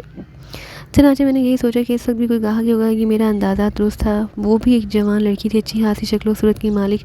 اس کے چہرے پر بھی اس طرح کے آثار نہیں تھے جس طرح کی لڑکیاں میرے پاس آیا جایا کرتی تھی۔ ان کے چہرے بے نور ہو چکے تھے، آنکھوں کے گرد ہلکے تھے، ہونٹ خشک، سر کے بال بکھرے ہوئے، دیکھنے ہی سے وہ تباہ حال معلوم ہوتی تھی۔ آنے والی بھی تو کچھ ایسے ہی تھی، لیکن بس یوں محسوس ہوتا تھا جیسے وہ زیادہ عرصے سے یہ زہر استعمال نہ کر رہی ہو۔ لیکن اس وقت اس نے اچھی خاصی پریشانی کا مظاہرہ کیا تھا۔ کمرے سے داخل ہونے کے بعد وہ میرے قدموں میں گر پڑی، مجھے بچا لو، خدا کے لیے بچا لو۔ ارے یہ کیا کر رہی ہو تم؟ کیا بات ہے؟ مجھے دے دو، میں مر رہی ہوں، مجھے دو۔ کیا دوں؟ دیکھو اس وقت میرا ذہن بالکل میرے قابو میں نہیں ہے، تمہیں خدا کا واسطہ میں مر جاؤں گی، میری عمر ایسی نہیں کہ میں موت کو بھی سے قبول کر لوں، خدا کے لیے مجھے تھوڑی سی دے دو، جو رقم مانگو گی میں تمہیں دے دوں گی، یہ لو۔ اسے 10,000 کی نوٹوں کی گڈی نکال کر میرے سامنے ڈال دی۔ پیسوں کی پرواہ مت کرو، بس میری مشکل دور کر دو۔ میں ذرا الجھن میں پڑ گئی تو اس لڑکی نے وہ کوڈ نہیں دہرایا تھا، یہ کوڈ ہی یہاں آنے والوں کی شناخت تھا، لیکن اس وقت اس نے جس بیچاری سے مجھ سے گفتگو کی تھی اس سے میرے دل میں رحم پیدا ہو گیا۔ میں نے اسے کہا، دیکھو کتنے نمبر کی چاہیے یہ بتاؤ۔ تمہیں بتا چکی ہوں، 4 دن ہو گئے ہیں، آج پورے 4 دن مجھے بالکل نہیں ملی۔ 4 دن میں جو لوگ دیواروں سے سر پھوڑتے ہیں، میں نے بڑی مشکل سے صبر کیا ہے، مگر تم پہلی بار میرے پاس آئی ہو، میں نے اس سے پہلے تمہاری شکل بھی نہیں دیکھی، اور تم دیکھو مجھ پر ظلم نہ کرو، دیکھو مر گئی تو تمہیں افسوس ہوگا، تمہارے ہاتھوں ایک زندگی جا رہی ہے، سب سے پہلے تم مجھے دے دو۔ اس نے کہا۔ میں بالکل پسیج گئی، چنانچہ میں آگے بڑھی اور اپنی مخصوص جگہ سے جہاں میں ہیروئن رکھتی تھی، پوڑیاں سنبھال کر رکھا کرتی تھی، ایک پوڑیا نکال کر اسے دے دی۔ یہ 4 نمبر ہے، اس کی قیمت 4,000 روپے ہوتی ہے، تمہاری اس گڈی میں سے 4,000 روپے نکال لیتی ہوں، باقی تم واپس لے جاؤ، جیسے تم مناسب سمجھو، تمہارا شکریہ، بہت بہت شکریہ۔ اس نے ہیروئن کی پوڑیا دیکھتے ہی کہا، اس کے بعد اس ہونٹوں پر زبان پھیرتے ہوئے بولی، 1 گلاس پانی مل جائے گا مجھے؟ ہاں کیوں نہیں۔ میں نے کمرے میں رکھی ہوئی فریج میں سے پانی کی بوتل نکالی اور گلاس میں ڈیلنے لگی۔ وہ آہستہ آہستہ پیچھے ہٹ رہی تھی، پھر ایک دیوار سے جا لگی، اور اس کے بعد جب میں پانی کا گلاس لے کر واپس پلٹی تو میں نے اس کے ہاتھوں پستول دیکھا۔ پستول کا رخ میری جانب تھا، پانی کا گلاس وہیں رکھ دو اور دونوں ہاتھ بلند کر دو، اگر تم نے ذرا بھی جنبش کی تو میری پستول سے نکلی گولی تمہاری پیشانی کے چھیچڑے اڑا دے گی۔ اس کے لہجے میں کیسی گراہٹ، ایک ایسا خوفناک انداز تھا کہ میرے حواس گم ہو گئے، میں پھٹی پھٹی آنکھوں سے اسے دیکھنے لگی۔ پانی کا گلاس بہت میرے ہاتھوں سے نیچے نکل گیا اور زمین پر گر کر ٹوٹ گیا، میرے پیروں میں پانی بہ رہا تھا اور میں پھٹی پھٹی آنکھوں سے اسے دیکھ رہی تھی۔ اسے اپنے لباس میں سے کوئی چیز نکالی، پستول کا رخ میری جانب ہی کیے رکھا، پھر اس چیز کو میرے منہ کے قریب لے جا کر اسے کوئی چیز کھینچی۔ یہ ایک لمبا ایریل تھا اور اس کے ہاتھوں جو چوکور سا ڈبہ تھا، اگر میرا اندازہ غلط نہیں تھا تو وہ وائرلیس تھا۔ اس نے وائرلیس آن کر کے کہا، ہاں انسپکٹر فریدہ بول رہی ہوں، بالکل صحیح چھاپا پڑا ہے، بالکل صحیح، فوراً ہاں پتہ نوٹ کر لو، میں اسے کور کیے ہوئے ہوں، لیکن جلدی دیر نہ ہو جائے، ہاں بالکل فوراً آ جاؤ، اس نے کہا اور ٹرانسمیٹر بند کر دیا۔ اس इंस्पेक्टर का नाम ही मेरे होश हवास उड़ाने के लिए काफ़ी था। मैं साख्त और जामुन उसे देखती रही, दोनों हाथ मैंने उठा दिए, लेकिन अब मुझे ये एहसास भी नहीं रहा मेरे दोनों हाथ ऊपर उठ हुए थे। मैं तो सिर्फ उसे घूरे जा रही थी। उसका मकसद था कि मेरा खौफ दुरुस्त निकला। पहली बात तो ये कि वो एक अजनबी लड़की थी, दूसरी बात ये कि उसने कोड भी नहीं दोहराया, गलती मेरी थी। लेकिन क्या करती, उसकी बातों में इस तरह आ गई कि जो कुछ उसने कहा वो मैंने कर लिया। फिर ज़्यादा देर नहीं करना पड़ा, अचानक ही धड़ से दरवाज़ा खुला और 4 लेडी कांसी टेबल, उसके पीछे मर्द और फिर हॉस्टल की मैनेजर वगैरह अंदर दाखिल हो गए। सब मुझे देख रहे थे। इंस्पेक्टर फरीदा ने कहा, वो जगह है जहाँ उसने हीरोइन छुपा कर रखी है, ये पुड़िया है जो मैंने 4000 में से खरीदी, उस पर 4 नंबर पड़ा है कि लड़की हीरोइन फरोख्त करती है। मैंने भी कोई जवाब नहीं दिया। लेडी कांस्टेबल ने आगे बढ़कर मेरे दोनों हाथ पीछे किए और उन्हें पुश पर करके उनमें हथकड़ी डाल दी। मैं ये सब कुछ इस तरह देखती रही जैसे कोई अजनबी किसी वाक़ये को देखता है। ये बस रात ही गई, मैं उधर हंगामा हासा हो रहा था। हॉस्टल की लड़कियां कॉरिडोर में जमा हो गई, लेकिन बहरहाल मैं अपने होशो हवास में खो बैठी, बस एक नींद सी तारी हो गई। मुझ पर ये शायद खौफ और बेकसी की इंतहा थी, मैं कुछ महसूस ही नहीं कर रही थी। उन लोगों ने कमरे की तलाशी ली, सारा सामान अपने कब्जे में कर लिया। हीरोइन के वो पैकेट जो मेरे पास अच्छी खासी तादाद में मौजूद थे, कब्जे में ले लिए। लोग इंस्पेक्टर फरीदा को मुबारकबाद दे रहे थे। हॉस्टल का मैनेजर हकला हकला कर कह रहा था, नहीं जनाब आली, इस सिलसिले में हमारा कोई ताल्लुक़ नहीं है, हम तो बेगुनाह हैं, हमें तो पता भी नहीं कि ये कमबख्त ये करती है यहाँ पर। जी जनाब माफ़ कर दीजिए, देखिए हमारा इससे कोई ताल्लुक़ नहीं। बकवास बंद करो मैनेजर, चलो उन्हें भी साथ ले चलो। मगर मैनेजर हम ही करता रह गया। पुलिस ने उसे भी अपने कब्जे में ले लिया और चंद और अफराद को भी काबू में ले लिया, लेकिन उनमें ना तो तौफीक था ना हालत थी। एक लम्हे के लिए मेरे होशो हवास वापस आए और मैंने दिल में सोचा कि बहुत अच्छा हुआ कि ये लोग इनके कब्जे में नहीं आए। बहरहाल मेरे पूरे बदन का लहू होश हो गया। मैं सोच रही थी कि देखो वही हुआ जिसका अंदेशा था। उसके बाद वो लोग मुझे स्टेशन वैगन में डालकर पुलिस स्टेशन ले गए। मैं ज़मीन पर बैठी हुई थी, मैंने दीवार से पुश लगा ली, पूरे बदन में इंटन हो रही थी, दिल चाह रहा था आंखें बंद कर लूँ और गहरी नींद सो जाऊँ, ताकि जब इस ख्वाब से जागूँ तो माहौल बिल्कुल बदला हुआ हो। लेकिन ऐसा नहीं हुआ, ना तो नींद आई ना ही माहौल बदला। अलबत्ता उसके बाद मुझे एक बड़े कमरे में पेश किया गया, जहाँ चंद खतरनाक किस्म के पुलिस ऑफिसर बैठे थे। इंस्पेक्टर फरीदा भी वहाँ मौजूद थी और एक और पुलिस ऑफिसर मौजूद थी जिसका ओहदा मेरी समझ में नहीं आया। मैंने ये देखा था कि इंस्पेक्टर फरीदा ने उसे सैल्यूट किया, फिर उसे बताने लगी, जी एसपी साहब, इसके अलावा मुझे और वहाँ कोई नहीं मिला। तलाशी ली तो सामान में कपड़े वगैरह दस्तियाब हुए और उसके बाद में कुछ नहीं पता चल सका। हूँ हथकड़ियाँ खोल दो, इसकी मोमर औरत ने कहा, जिसके बदन पर पुलिस की वर्दी थी, बहुत खूबसूरत लग रही थी। फिर उसे सामने बैठने का इशारा करते हुए कहा, लड़की तुम चेहरे से वो नहीं मालूम होती जो तुम हो, या फिर तुम वो नहीं जो चेहरे से नजर आती हो। मैंने कोई जवाब नहीं दिया तो बोलिया, फौरी तौर पर अपने ग्रोह का नाम बता दो, कौन तुमसे ये काम करवा रहा है। मैंने बमुश्किल तमाम अपने हवास काबू में किया और आहिस्ते से बोली, कोई नहीं, देखो अच्छी शक्ल सूरत है, मैं जानती हूँ कि तुम्हारी जैसी उम्र की लड़की इतनी हिम्मत के साथ ये काम नहीं कर सकती। तुम्हारे चेहरे पर मुझे वो आसार नज़र नहीं आते जो बकरी किस्म के हीरोइन फरोशों के चेहरों पर होते हैं। मैं जानती हूँ कि तुम्हें किसने खास वजह से मजबूर किया है, लेकिन अब तुम पुलिस की पनाह में हो, सिर्फ हमें उन लोगों का नाम बता दो और ठिकाना बता दो। हम कोशिश करेंगे कि तुम्हें कोई नुकसान ना पहुँचे। मेरी नज़रों में अम्मी का चेहरा आ गया। जानती थी कि उनकी तहवील में, और मैं ये भी जानती थी कि दिलावर ने सबसे पहली बात यही कही है कि अगर मैंने कभी उनके बारे में ज़ुबान खोली तो अम्मी ज़िंदा नहीं रह सकेंगी, मेरी माँ इस तरह बेमौत मारी जाएगी, मैं इस पर 1000 ज़िंदगियाँ कुर्बान कर सकती। चनाचे मैंने ऐसे कहा, नहीं जनाब, अव्वल तो यह है कि मैं तन्हा ये काम करती हूँ। जो शख्स मुझे हीरोइन सप्लाई करता है, मैं सिर्फ इतना जानती हूँ कि वो कहीं से हीरोइन हासिल करता है, उसी ने मुझे इस काम पर लगाया है। गोया तुम सही बात नहीं बताओगी। सही बात यही है, इसके बाद आपका जो दिल चाहे मेरे साथ सलूक करे। लड़की, ये सब कुछ इतना आसान नहीं। कहने को तो इंसान बड़े बड़े दावे कर लेता है, लेकिन जब तुम्हारी बदन से खाल उतारी जाएगी, जब तुम्हारा बदन जगह जगह से दागा जाएगा, सब कुछ उगल दोगी, मैं काम कर रहेगी। मैंने दिल में सोचा कि ये लोग तो मेरी सूरत ही बिगाड़ देंगे। मैं ये सब कुछ नहीं चाहती थी, लेकिन मैं ये भी नहीं चाहती कि मेरी वजह से मेरी माँ चली जाए। मैं कह चुकी हूँ कि आप जो सलूक चाहें मेरे साथ करें। अच्छा ये बात बताओ कि वो शख्स कौन है? नाम नहीं जानती मैं उसका। तुमसे कैसे मुलाकात हुई? ये भी आपको नहीं बताऊंगी, ठीक है इंस्पेक्टर फरीदा, ये तुम्हारा केस है, तुम खुद ही संभालो इसे। एसपी साहब आप सोच लीजिए। यही पूछना तो है, इसे ये क्या करेगी हीरोइन का कारोबार? ये तो मुझे एक बेवकूफ़ सी लड़की लगती है, समझदार होती तो फ़ौरन ज़ुबान खोल देती। एक बात तुझे समझा रही हूँ, लड़की जो जुर्म तू करते हुए पकड़ी गई है उसकी सज़ा मौत तक हो सकती है। अपनी ज़िंदगी कुर्बान करनी ही हो जाए, सिर्फ ये बता दे कि वो कौन लोग हैं। अगर उन्होंने तेरे साथ कोई ऐसा सलूक भी कर रखा है जिसकी वजह से तुम ये काम करने पर मजबूर है, तब इस बात की फ़िक्र ना कर, हम तेरी मदद करेंगे, पूरी मदद करेंगे, ये तुमसे वादा किया जा रहा है। बस मेरी ज़ुबान बंद है, मैं कुछ नहीं कहूँगी। ओके इंस्पेक्टर, ले जाओ इसे। फिर मुझे वहाँ से निकाल कर एक दूसरे कमरे में ले जाया गया। मैं जानती नहीं कि मशहूर मुजालिम के पहाड़ तोड़े जाएंगे, और यही हुआ। इंस्पेक्टर फरीदा देखने में तो अच्छी खासी शक्ल सूरत की औरत मालूम होती थी, बल्कि इस वक्त तो वो कोई और लड़की ही लगी जब वो मेरे पास आई, लेकिन इस वक्त वो मुझे एक होनहार नागिन महसूस हो रही थी। उसने इस कुव्वत से मेरे खूबसूरत रेशमी बाल पकड़े कि मेरे हल्क से चीख निकल गई। اذیت برداشت نہیں کر پاؤ گے، تم سمجھ رہی ہو؟ ایسا کرو، میں تمہیں سوچنے کا موقع دے دیتی ہوں، اور وہ بھی کسی خاص وجہ سے۔ خاص وجہ یہ سمجھ لو کہ مجھے تم پر رحم آ رہا ہے۔ معصوم لڑکی زندگی اس طرح گنوانے کی چیز نہیں ہوتی۔ ہم ہر قیمت پر تمہاری زبان کھلوا لیں گے، چاہے اس کے لیے ہمیں تمہاری زبان زندگی ہی کیوں نہ لینی پڑے۔ یہ بات سمجھ لینا، میں تمہیں 8 گھنٹے کا وقت دیتی ہوں، فیصلہ کر لینا، اور اس کے بعد مجھے بتا دینا جو کچھ بھی ہو۔ میں نے فیصلہ تو کر لیا، لیکن پھر بھی 8 گھنٹے کا یہ وقت غنیمت سمجھا۔ مجھے ایک بار پھر لا کر بند کر دیا گیا۔ بات کی کہانی سناتی ہوں، میرا دل لرزتا ہے۔ کیا کیا اذیتیں نہیں دی تھی انہوں نے مجھے۔ میں روتی تھی، سوچتی تھی تقدیر دیکھ تو نے میرے ساتھ کیا فیصلہ کیا۔ لیکن یہ بھی میں نے طے کر لیا کہ دلاور کا نام کبھی نہیں لوں گی، چاہے کچھ بھی ہو جائے۔ چنانچہ ایسا ہی کیا۔ 7 دن تک مجھ پر عذاب قبر نازل ہوتا رہا۔ ہاں، میں اسے عذاب قبر ہی کہہ سکتی ہوں۔ اس کے نتیجے میں میرے بدن پر بہت سے داغ پڑ گئے، میرے گھٹنے جواب دے گئے، میرے تلوے پھوڑے کی طرح دکھ رہے تھے، میرے بال جگہ جگہ سے نوچ لیے گئے، اور شکر ہے کہ انہوں نے میرا چہرہ نہیں بگاڑا، لیکن باقی تمام اذیتیں مجھے دی گئی تھیں، مگر میں قربانی دے رہی تھی صرف اپنی ماں کے لیے۔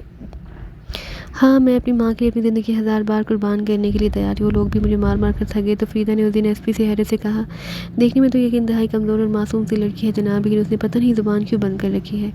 یقیناً اس کے پس منظر میں کوئی ایسی ہی بات ہوگی۔ تو پھر اب کیا کریں؟ کچھ نہیں کر سکتے، چالان عدالت میں پیش کر دو، ایس پی نے جواب دیا۔ اس کے بعد سے مجھ پر مظالم کا سلسلہ بند ہو گیا۔ مجھے عدالت میں پیش کیا گیا، تمام ثبوت پیش کیے گئے، اور میں نے وہاں بھی زبان بند رکھی۔ ایک وکیل صفائی جس کا نام بشیر احمد تھا، میرے لیے سرکاری طور پر متعین کیا گیا۔ اس نے مجھ سے ملاقات کر کے میرے بارے میں تمام تفصیلات پوچھی، لیکن میں نے اس سے بھی کوئی جواب نہیں دیا۔ میں تو بس یہ جانتی تھی اگر میں نے زبان کھول دی تو میری ماں کے ساتھ بہت برا سلوک ہوگا، اور اپنی ماں کو میں ہر قیمت پر بچانا چاہتی تھی۔ دیکھو، میں تمہارا وکیل ہوں، تمہیں مجھ سے نہیں ڈرنا چاہیے۔ وکیل صاحب، جو کچھ بھی ہو جائے، اور میں بھی کچھ نہیں کہنا چاہتی۔ ایک بات بتا دوں تمہیں، خبردار کسی سے تذکرہ نہ کرنا۔ جی وکیل صاحب بتائیے۔ مجھے دلاور نے یہاں بھیجا ہے۔ دلاور نے کہا کہ تم نے جس ہمت کا ثبوت دیا اس کا صلہ تمہیں بہت زیادہ ملے گا۔ دلاور تم سے بہت متاثر ہے، اس نے تمہیں سلام کیا ہے۔ میں خاموش ہو گئی، میں نے وکیل کی بات کا کوئی جواب نہیں دیا۔ بہرحال مجھے عدالت میں پیش کیا گیا، پھر نہ جانے کیا کیا کارروائیاں ہوتی رہی۔ یقینی طور پر دلاور نے میری مدد کی، ورنہ میرے ساتھ مزید سختی کا سلوک ہوتا۔ اس کے بعد کئی پیشیاں ہوئی، پھر جج صاحب نے مجھے 2 سال کی سزا سنا دی۔ میں عالم خواب سے گزر رہی تھی، مجھے احساس ہی نہیں ہوا کہ یہ سب کچھ میرے ساتھ ہو رہا ہے۔ میں ایک دیدہ ور کی مانند ہر چیز کو اپنی آنکھوں سے دیکھ رہی تھی۔ پولیس خواتین مجھے کمرہ عدالت سے باہر لے آئیں، اور اس کے بعد مجھے جیل کی گاڑی میں پہنچا دیا گیا، جو مجھے لے کر جیل کے بہت بڑے احاطے میں داخل ہو گئی۔ عورتوں کے لیے جیل میں الگ پورشن بنا ہوا، تو مجھے وہاں پہنچا دیا۔ یہ سب کچھ بھی دیکھنا تھا زندگی میں۔ جیل میں اپنی بیرک میں پہنچ کر دل کی جو کیفیت ہوئی اس کا تذکرہ کرنا شاید مشکل ہو۔ بس یوں محسوس ہوتا تھا جیسے کوئی بہت دکھ بھری کہانی میرے سامنے سے گزر رہی ہو۔ یہاں کی زندگی مختلف تھی، قیدی عورتیں اور لڑکیاں عجیب و غریب مزاج کی مالک تھی۔ میں تن بتقدیر ہو کر یہاں وقت گزارنے لگی، زندگی بالکل بے مقصد ہو کر رہ گئی تھی۔ کبھی کبھی شوبان کا خیال آ جاتا اور میں ہنس دیتی۔ دنیا اتنے بڑے بڑے دعوے کرتی ہے، لیکن کون کسی کی مشکل میں کسی کا ساتھ دیتا ہے۔ پھر شوبان کے بارے میں تو یہ بھی نہیں پتا تھا کہ وہ تھا کون، بس میرے پیچھے لگ گیا۔ کم بخت ایسی یادیں دل میں چھوڑ گیا جو ایک میٹھی میٹھی کسک بن کر رہ گئیں۔ کیا ضرورت تھی اس بغیرت کو کہ مجھ سے اظہار محبت کرتا؟ یہ تھی اس کی کہانی۔ بس چند روز سکے، چند روز، اور اس کے بعد سب کچھ بھول گیا۔ خیر میں اس کو بھولی بھی نہیں تھی ساری باتیں اپنی جگہ، لیکن میں خود بھی تو اس قابل نہیں تھی کہ اس جیسے کسی شخص کے ساتھ زندگی گزارنے کا تصور کر سکوں۔ میری تو کیفیت ہی مختلف تھی۔ کافی دن گزر گئی، ایک لڑکی سے میری دوستی ہوگی، اس کا نام زرکا تھا، میرے ساتھ ہی رہا کرتی۔ اسے اپنے بارے میں بتایا، شوہر کی درندگی کا شکار ہوئی تھی، بہت برا انسان تھا۔ شادی کے بعد اس نے زرکا سے اس کی شخصیت چھین لی اور اسے برائی کے راستوں پر لانا چاہا، لیکن ایک عزت دار گھرانے کی لڑکی تھی۔ شوہر نے جب عزت بیچنے پر انتہائی حد تک مجبور کیا تو اس نے اپنے سر کا تاج خود ہی اتار کر زمین پر رون دیا اور شوہر کو زخمی کر دیا، جس کے نتیجے میں 4 سال کی سزا بھگت رہی تھی۔ خوش رہتی تھی، ہنستی بولتی رہتی تھی، کہتی تھی جو کچھ ہوا سو ہوا، کم از کم دل تو ٹھنڈا ہو گیا۔ مجھے سلائی کے شعبے میں بھیج دیا گیا، بہت بڑے ہال میں مشینیں لگی ہوئی تھیں، انسٹرکٹر تربیت دیا کرتی تھی، تھوڑا بہت سلائی کا کام مجھے پہلے بھی آتا تھا۔ میں جیل کے اس شعبے کے لیے ریڈی میڈ کا کام کرنے لگی۔ اس شعبے میں ایک انچارج تھا، مدو بابا کے نام سے پکارا جاتا۔ لڑکیاں عام طور پر کہا کرتی کہ کام کرو، مدو بابا آ جائے گا۔ پھر ایک دن مدو بابا آ گیا، بوڑھا آدمی تھا، جیل کے ہی کپڑے پہنے ہوئے تھا، چہرے پر سفید داڑھی، بڑے دروازے سے اندر داخل ہوا تو لڑکیاں جلدی سے کام میں مصروف ہو گئیں۔ وہ ہنسنے لگا، پھر اس کی آواز ابھری، پیاری بچیوں، کام سے انسان کی زندگی سدھرتی ہے، اپنا کام پورا کر لیا کرو۔ پچھلے کچھ دنوں سے تمہارے بارے میں شکایت مل رہی ہیں، لیکن یہ آواز میرے لیے ایک بم کا دھماکہ ہی ثابت ہوئی۔ میں سر جھکائے کام میں مصروف تھی، لیکن میں نے نگاہیں اٹھا کر انہیں دیکھا۔ سفید داڑھی، لیکن داڑھی کے پیچھے جو چہرہ چھپا ہوا تھا، بھلا میں اسے بھول سکتی تھی؟ وہ ابو تھے، میرے ابو، میری ساری زندگی کے مالک، میرے سارے وجود کے حقدار۔ ہاں وہ کیسے تھے، لیکن میرے ابو تھے۔ میں بری طرح کانپنے لگی، میرے پورے بدن پر تشن طاری ہو گیا، دیوانی ہو گئی تھی، لیکن بس اپنی جگہ کانپتی رہی، اس سے آگے کچھ کرنا میرے بس میں نہیں تھا۔ مدھو بابا ہمارے قریب پہنچے، مجھے بھی دیکھا، لیکن ان کے چہرے پر شناسائی کی کوئی جھلک نہیں ابھری۔ وہ مجھے بھی پہچان نہیں سکے اور پہچاننا بھی نہیں چاہیے تھا۔ کسی زمانے میں تمام تر مشکلات کے باوجود میرے چہرے کی تر و تازگی ایسی ہوا کرتی تھی کہ لوگ اسے دیکھتے رہ جاتے۔ ڈاکٹر عدنان کا بھی یہی کیس ہوا تھا، لیکن اب ظاہر ہے زمانے کی صحبتوں نے مجھے متاثر کیا اور انہوں نے بھی غور بھی نہیں کیا۔ وہ اپنے کام کے انجام دہی کے بعد وہاں سے چلے گئے، لیکن میں جس عالم سے گزر رہی تھی اس کا اندازہ صرف مجھے ہی ہو سکتا ہے۔ کوئی اور اس کیفیت کا صحیح تجزیہ نہیں کر سکتا تھا۔ نہ جانے کس طرح خود کو سنبھالا تھا، نہ جانے کیسی کیسی سوچیں دامن گیر رہی تھی۔ زرکا سے رات کو پوچھا، یہ مدھو بابا کون ہے؟ بہت پیارا آدمی، لگتا ہی نہیں کہ اس نے کوئی جرم کیا ہوگا۔ جرم ظاہر ہے جیل کا مقدم ہے، لیکن یہ شریف آدمی بس ہمارے شعبے کی نگرانی کرتا ہے۔ قیدی ہے یہ تو اور کیا؟ کچھ پتہ چلا کہ کس جرم میں یہاں قید ہوا؟ نہیں، اب اتنی معلومات ہمیں کہاں سے حاصل ہو سکتی ہیں؟ نگرانی کرنے آ جاتا اور کہتا ہے کہ بچیوں کام کرو، کام ہی میں زندگی ہے۔ میں بمشکل تمام آنسوؤں کو روک سکی تھی۔ میں نے زرکا سے پوچھا، یہ رہتا کہاں پر ہے؟ یہی اس شعبے کے باہر اسی کوٹری ہے، جیل نے بھی اسے بڑی اجازت دے رکھی ہے۔ وجہ صرف یہی ہے کہ شریف آدمی اور آج تک کسی کو شکایت کا موقع نہیں دیا۔ کتنے عرصے سے یہاں ہے؟ 1.5 سال سے تو میں دیکھ رہی ہوں، اس سے پہلے کب سے یہاں ہوگا مجھے نہیں معلوم۔ میں خاموش ہو گئی، پھر وہ رات ماضی کو یاد کرتے ہوئے گزرے ابو کے حالات یاد آنے لگے۔ امی تو وہ کہا کرتی تھی کہ ابو برائیوں کے جال میں پھنسے ہوئے انسان ہیں، مشکلات کا شکار ہیں۔ ظاہر انہوں نے کچھ کیا ہوگا جس کے نتیجے میں یہ صورتحال پیش آ گئی، لیکن یہ سوچتی رہی تھی کہ ابو مجھے نہیں پہچانیں گے۔ میں ان سے اپنا تعارف کراؤں یا نہ کراؤں؟ آخر میں نے یہی فیصلہ کیا کہ اگر انہیں اس بات کا علم ہو گیا کہ میں بھی یہاں موجود ہوں، نہ جانے کیسے اضطراب کا شکار ہو جائے۔ بہرحال باپ تھے، ہماری فکر انہوں نے بے شک نہیں کی، لیکن محبت کرتے تھے۔ پھر میں انہیں دیکھ دیکھ کر جیتی رہی۔ 1-2 بار میری ان سے بات چیت بھی ہوئی اور مجھے اس بات کا بالکل شک نہیں رہا کہ مدھو بابا اصل میں مدثر حیات ہے۔ کیا گزر رہی ہوگی ایک بیٹی پر جو خود بھی ایک مجرمہ تھی اور ایک مجرم باپ کے ساتھ جیل میں وقت کاٹ رہی تھی۔ مدھو بابا جب بھی مجھے نظر آتے، میرے دل میں محبتوں کی درخت جھومنے لگتی۔ کئی بار مجھے اس کا موقع ملا کہ میں ان کی کچھ خدمت کروں، وہ بھی میری جانب متوجہ ہو گئے، لیکن وہ مجھے پہچان نہیں سکے۔ ہماری جو بیرک تھی مدھو بابا کی بیرک کے اس کے آخری سرے پر تھی۔ بیرک سے متصل سلائی کا شعبہ تھا اور باہر کا نظام اتنا مضبوط تھا کہ ہم اپنی کوٹھیوں سے نکل کر اس احاطے میں جا سکتے تھے۔ احاطے کے گرد دیوار کے حصار اور اس سے حصار کے باہر سنتری ہوا کرتے تھے۔ ویسے بھی جیل میں عورتوں کے شعبے میں مرد بہت کم آیا کرتے تھے۔ یہاں اگر اندرونی طور پر کچھ ہنگامہ ہو جایا کرتا تب پھر جیل کے سپاہی یا جیلر وغیرہ اندر آ جایا کرتے، ورنہ ہمیں صرف اپنے کام سے کام تھا۔ پھر اس دن بھی مدھو بابا اندر آئے تھے، لیکن بری طرح کھانس رہے تھے، ان پر کھانسی کا دورہ پڑا تو وہ ایک جگہ بیٹھ گئے۔ میں اپنی جگہ سے پھرتی سے اٹھی، گلاس میں پانی لیا اور پھر ان کے پاس جا کر بیٹھ گئے۔ ارے شہری بیٹا، انہوں نے محبت سے مجھے دیکھتے ہوئے کہا، تو میری بڑی خدمت کرتی ہے۔ یہاں جیل میں میں نے اپنا نام شہری ہی بتایا تھا، پورا نام بتانے کی اول تو ضرورت نہیں تھی، پھر ویسے بھی میں اپنے آپ کو چھپانا بھی چاہتی تھی۔ میں نے کہا، آپ کو بہت کھانسی ہو رہی ہے؟ ہاں بس ہو رہی ہے۔ انہوں نے آہستہ سے کہا، کوئی دوا لے لیں آپ؟ دوا لے لی ہے بیٹا، بخار چڑھا ہوا ہے اصل میں مجھے، انہوں نے کہا، اور میں نے بے اختیار ہو کر اس کا ہاتھ دیکھا، تیز بخار تھا۔ میں نے کہا، تو آپ آرام کیوں نہیں کرتے؟ نہیں بیٹے، جیل آرام کرنے کے لیے کہاں ہوتی ہے، پھر بھی اگر ہوا لگ گئی تو؟ کوئی ہوا نہیں لگتی بیٹا ہم سب جانوں کو۔ وہ اپنی جگہ سے اٹھے اور آہستہ سے چلتے ہوئے باہر نکل گئے۔ وہ رات بھی مجھ پر سخت کٹھن تھی، میرا باپ بیمار تھا اور میں اس سے کچھ فاصلے پر جہاں موجود تھی۔ پھر مجھے دور سے کھانسی کی آواز سنائی دی اور میں بے چین ہو گئی۔ میں نے کہا، زرکا مدھو بابا کھانس رہے ہیں؟ ہاں بیچارے کو بخار چڑھا ہوا ہے۔ زرکا، اگر میں وہاں چلی جاؤں تو؟ جانا چاہو تو چلی جاؤ، اس وقت یہاں کوئی بھی نہیں، مگر تم مجھ سے کچھ زیادہ ہی دلچسپی نہیں لے رہی؟ بزرگ آدمی پھر اتنے اچھے ہیں کہ بے اختیار ان کے لیے دل میں محبت امڑتی۔ ہاں یہ بات تو ہے۔ زرکا، کچھ ہوگا تو نہیں؟ مطلب اگر میں وہاں چلی جاؤں؟ نہیں کوئی بات نہیں ہے، چلی جاؤ۔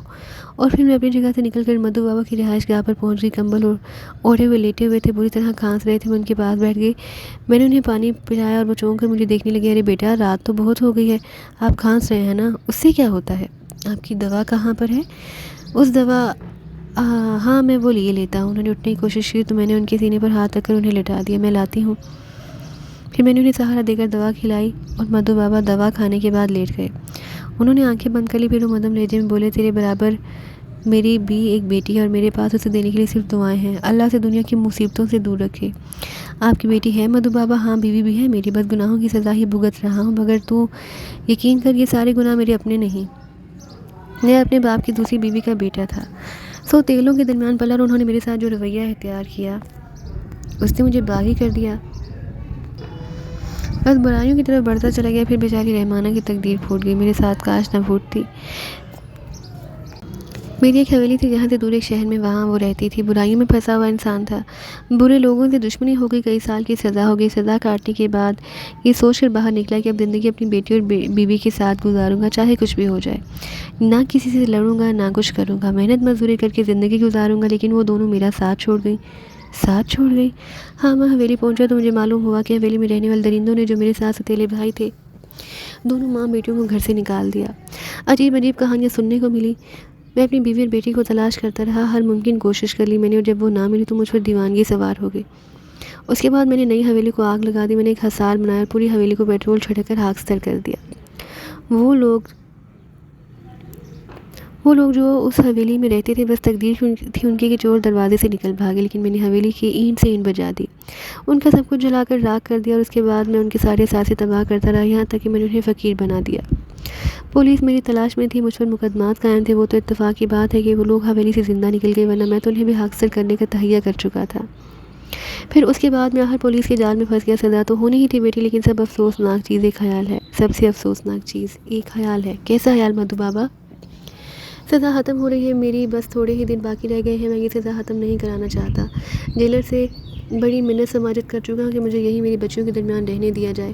باہر کی دنیا میں میرا کون ہے، لیکن ظاہر ہے جیلر یہ نہیں کر سکتا۔ اب یہ سوچتا ہوں کہ باہر نکل جاؤں گا تو کیا کروں گا۔ مدھو بابا، آپ اپنی بیوی اور بیٹی کے ملنے سے مایوس ہو گئے ہیں؟ ہاں بیٹی، مایوس ہو گیا ہوں، انہوں نے جواب دیا۔ میرے دل سے آنسو ٹپکتے رہے۔ اب ساری کہانی مجھے معلوم ہو گئی تھی۔ مقدس چاچا فقیروں کی طرح کیوں نظر آتے تھے، اس کا بھی مجھے پتہ چل گیا۔ ایک طرف دل کو ایک خوشی کا احساس ہوا تو دوسری طرف ابو کے مسئلے پر میں کڑ رہی تھی۔ 2 سال کی سزا ہوئی ہے، مجھے ابو کی سزا پتہ نہیں کتنی باقی ہے۔ میں کشمکش کا شکار رہی۔ صبح فجر کی اذان کے وقت واپس اپنی بیرک میں آئی اور مجھ سے بات کی کہ مدھو بابا کی طبیعت ہلکی ہو گئی۔ ظاہر ہے ان کے اثرات تھے، متحرک ہوں گے، لیکن میرے اندر سوچوں کا بے پناہ اضافہ ہو چکا تھا۔ پھر اس کے بعد میں مدھو بابا سے ملتی رہی۔ میں نے یہی سوچا کہ انہیں کچھ نہیں بتاؤں گی، ہاں جب وہ رہا ہونے لگے تو میں ان سے تفصیل بتا کر کہوں گی کہ ہمارا انتظار کریں۔ میں جانتی ہوں انہیں پریشان، میں جانتی ہوں ماں کہاں ہے۔ اس کے لیے میں نے ایک بہترین پروگرام بنا لیا۔ میں وقت سے پہلے انہیں پریشان نہیں کرنا چاہتی تھی، یہ تھا تقدیر کا ایک کھیل۔ لیکن پھر اس کھیل میں ایک تبدیلی ہوئی۔ ایک دن مجھے ملاقات کے کمرے میں لایا گیا جہاں وکیل صاحب میرا انتظار کر رہے تھے۔ ان وکیل صاحب کا نام بشیر احمد تھا، شبیر احمد۔ یہ وہی تھے جنہوں نے سرکاری طور پر میری وکالت کرنے کی کوشش کی، لیکن ظاہر ہے میں اقراری مجرم تھی، رنگے ہاتھوں پکڑی گئی، اس سے مجھے رہا نہیں کرا سکتے تھے۔ شبیر احمد صاحب نے مسکراتی نگاہوں سے انہیں دیکھ کر کہا، چرانہ میں تمہارے لیے شبیر لے کر آیا ہوں۔ کیسے ہو شبیر احمد صاحب؟ بس یوں سمجھ لو کہ تمہاری رہائی کا وقت قریب آ گیا ہے۔ کیا ابھی تو مجھے چند ماہ بھی نہیں گزرے، تقدیر نے تمہارے ساتھ انصاف کیا ہے۔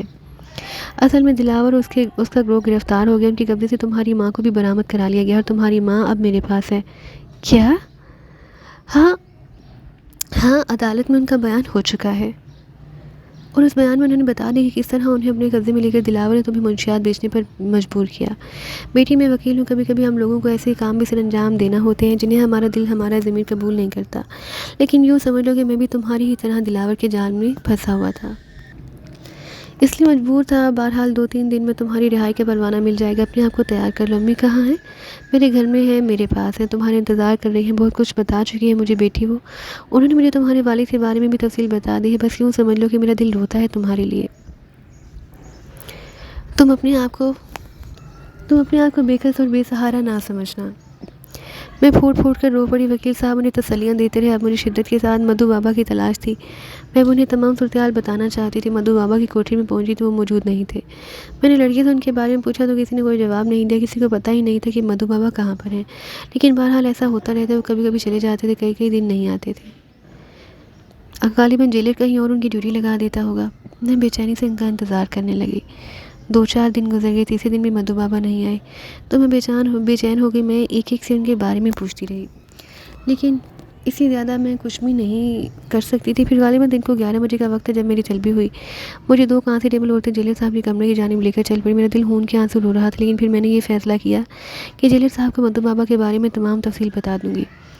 بشیر احمد صاحب مجھے لینے ضرور آئیں گے، میں ان کے گھر کا پتہ جیلر کو دے دوں گی۔ چنانچہ یہ تہیہ کرنے کے بعد میں ان عورتوں کے ساتھ جیلر کے کمرے کی جانب چل پڑی۔ جیلر صاحب کے کمرے میں شبیر احمد صاحب موجود تھے، لیکن ایک دیوار کے سہارے میں نے مدھو بابا کو بھی کھڑے دیکھا، ہاتھ میں گٹھری لیے کھڑے تھے۔ میں اندر داخل ہوئی تو مجھے دیکھ کر چونکی، ارے بیٹی شیری تم؟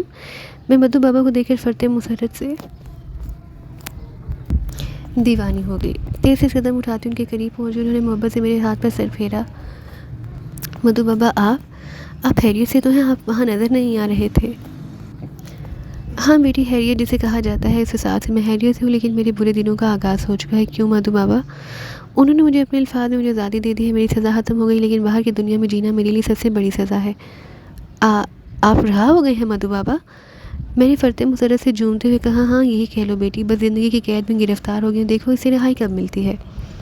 شبیر احمد صاحب نے مجھے آواز دی، تم وہاں کہاں چلی گئی؟ ادھر آؤ، یہاں تمہارے دستخط وغیرہ کرنے ہیں۔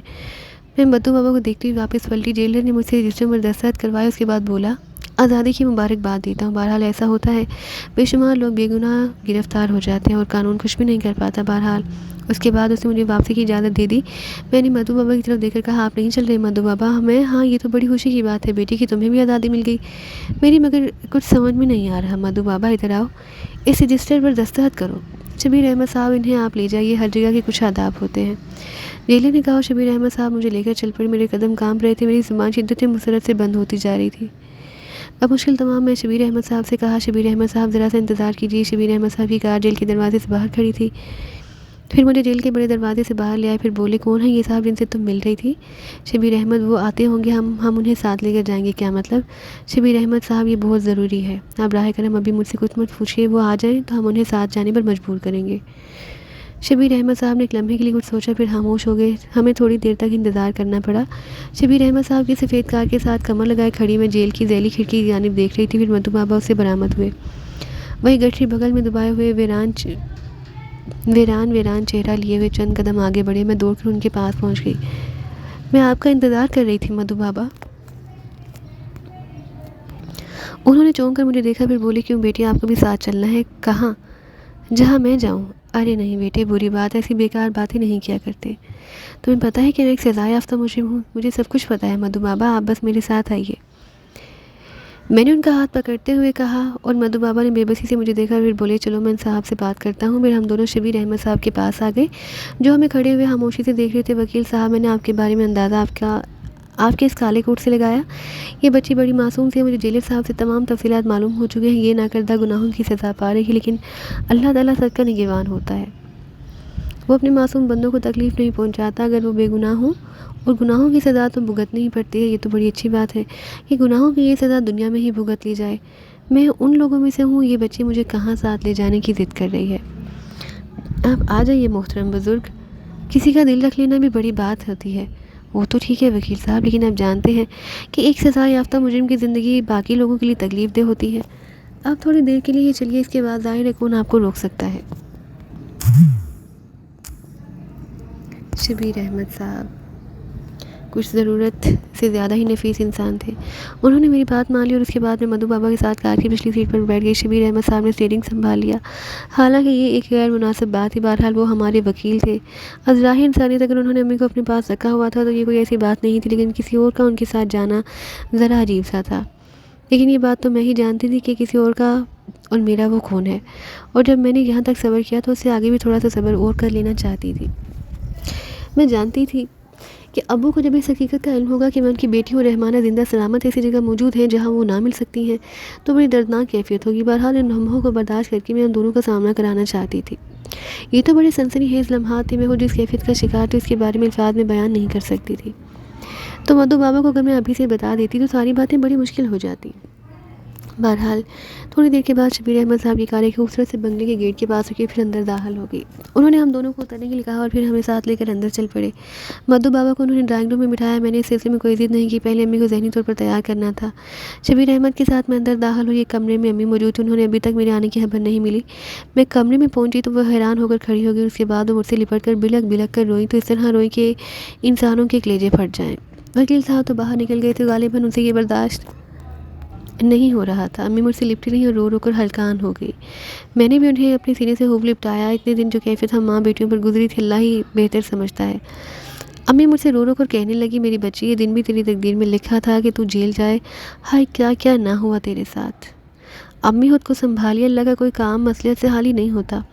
میں جیل جا کر اتنی خوش ہوں کہ آپ سے بیان نہیں کر سکتی۔ میرے الفاظ پر امی نے حیران ہو کر مجھے دیکھا، رو رو کر ان کی آنکھیں سوج گئی تھی۔ کیا کہہ رہی ہے تو؟ ہاں امی، جیل جا کر میں جتنی خوش ہوں آپ کو بتا نہیں سکتی۔ تیری بات تو میری سمجھ میں بالکل نہیں آ رہی. جیل بھی کوئی ایسی جگہ ہے جہاں جا کر کوئی ہوش ہوتا ہے؟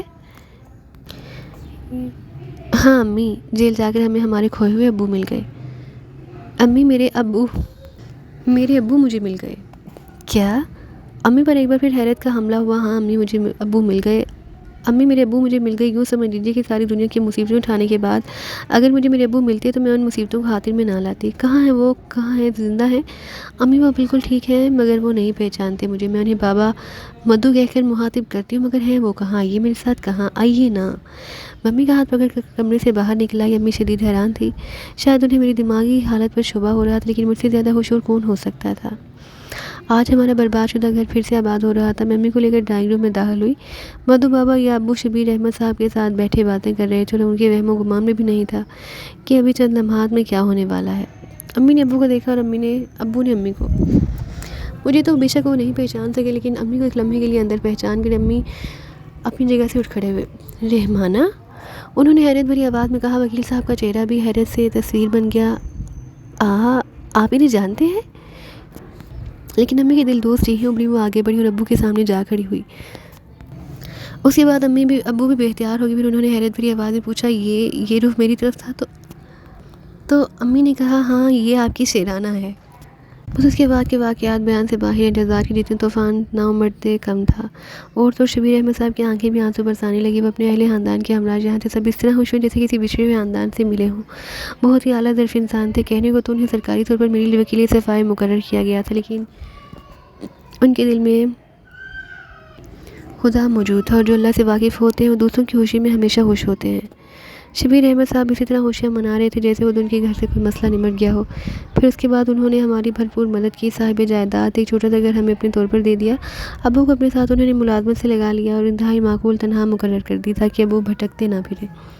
اس طرح ہماری زندگی کو ایک نیا دور ملا. لیکن کوئی 3-4 مہینے کے بعد کی بات ہے. ہم نے اپنے گھر میں مطمئن اور مصروف تھے. جو دال روٹی اللہ دے رہا تھا وہ کھا رہے تھے کہ رات 1 بجے کا وقت تھا. اچانک یہ عجیب سی آوازیں گھر میں ابھری. ہم سب حیران رہ گئے. ممی کے بعد بیٹھی باتیں کر رہی تھی. ابو بھی سامنے ہی موجود تھے اور بس سونے کے لیے اٹھنا ہی چاہتے تھے کہ کوئی اندر داخل ہوا. ہم سب اسے دیکھ کر دہشت زدہ ہو گئے. ایک بزرگ صورت انسان تھے. سر سے پاؤں تک سفید لباس میں ملبوس، سفید داڑھی سینے پر لٹک رہی تھی. میں نے اور امی نے فوراً ہی پہچان لی. یہ اسی مسجد کے مؤذن تھے جو ہمیں ویرانے میں ملے تھے، اور انہوں نے حجرے میں ہماری امداد کی تھی. مجھے فوراً ہی شوبان یاد آ گئی. ابو نے کسی قدر سخت لہجے میں کہا، محترم، آپ بزرگ آدمی ہو کر اس طرح بغیر اجازت کسی کے گھر میں گھس آئے ہیں؟ جتنی معافیاں کہو گے مانگ لوں گا. اس وقت میں ایک سخت مشکل ہوں. براہ کرم میری مدد کرو. کیا مدد کرنی ہے مجھے آپ کی؟ ابو نے کہا، میں تمہیں بتاتا ہوں. بزرگ نے کہا. اس کے بعد اپنے دونوں ہاتھ فضا میں پھیلا دی. کمرے میں ایک دم دھند سی بھر گئی. سفید دھواں جس میں ہمیں کچھ نظر نہیں آ رہا تھا. اس کے بعد بھی دھواں چھٹا تو ہم نے اپنے آپ کو ایک ایسی شاندار جگہ دیکھا جس کا ہم تصور بھی نہیں کر سکتے. یہ ایک مسحری پر شوبان دراز تھا، سوکھے ہوئے ہونٹ، اترا ہوا چہرہ، آنکھیں بند. امی اور ابو اور میں حیران رہ گئے. تو بزرگ نے کہا، دیکھیے محترم، انسان کی انسان پر مدد فرض ہے. آئیے میں آپ کو بتا دوں کہ اصل واقعہ کیا ہے. بیٹی، میں تم سے ایک درخواست کرتا ہوں کہ تم ہی ہو اسے جو ہوش میں لا سکتی ہو. جاؤ اسے ہوش میں لاؤ. شوبان کی یہ کیفیت دیکھ کر میرے دل میں نہ جانے کیسے کیسے جذبات امڑ پڑے تھے. بہرحال مجبور ہو کر شوبان کی پیشانی پر ہاتھ رکھا اور اس نے آنکھیں کھول دی. شیرانہ، تم آ گئی؟ بات کی کہانی سناتے مجھے شرم آتی ہے. بس یوں سمجھ لیجیے. مختصر الفاظ میں بتا دیتی ہوں. شوبان کی زبردستی ان کے والدین نے روک لیا اور اس کے بعد مجھ تک نہیں آنے دیا. اس کی وجہ سے شوبان سخت بیمار ہو گئے اور ان کی زندگی کے لالے پڑ گئے. پھر بزرگ نے مجبور ہو کر ہم سے رابطہ کیا اور اس کے بعد ابو اور امی کو سارے معاملات بتا دیے. نتیجے میں دنیا کا ایک انوکھا واقعہ ظہور میں آیا. مجھے شوبان کی تحویل میں دے دیا گیا. ہمارے مسائل کو سامنے رکھا گیا. آگ اور آتش کا مسئلہ تھا. لیکن کبھی کبھی ایسا بھی ہو جاتا ہے. آج میرا ایک خوبصورت گھر ہے، اتنا شاندار کہ دیکھنے والے اس گھر کو دیکھ کر اش کر اٹھتے ہیں. امی اور ابو کے فضل سے حیات ہے. خدا کی حیات سے ہیں. ہمارے گھر میں وردی میں ملازم ہیں. خوشیاں ہمارے گھر کے غلام ہیں. لیکن وہ انوکھا انداز آج بھی برقرار ہے. شوبان دن کی روشنی میں یہاں کبھی نہیں آتے. رات کو مغرب کے بعد وہ پہنچ جاتے ہیں. پھر صبح تک میرے ساتھ رہتے ہیں. ہمیں بڑی فضیلت حاصل ہے. شوبان کے ذریعے ہم ہر درد مند کی مدد کرتے ہیں اور بہت سے لوگ ہمارے مرتبے اور رتبے کے قائل ہیں. بس یہاں تک تھی میری کہانی. اب شیرانہ کو دیجیے اجازت. خدا حافظ. جی تو پیارے ساتھیوں، اسی کے ساتھ ہماری اس زبردست کہانی نادیدہ حصار کا اختتام ہوتا ہے. اب ہم آپ کی خدمت میں حاضر ہوں گے اسی طرح کی زبردست کہانی کے ساتھ. تو جانے سے پہلے میری تمام ساتھیوں سے گزارش ہے کہ ہمارے چینل نینا وائس کو کر دیجیے سبسکرائب، تاکہ ہماری آنے والی ہر کہانی آپ کی خدمت میں بر وقت پہنچتی رہے۔ اب ہمیں دیجیے اجازت، اللہ حافظ۔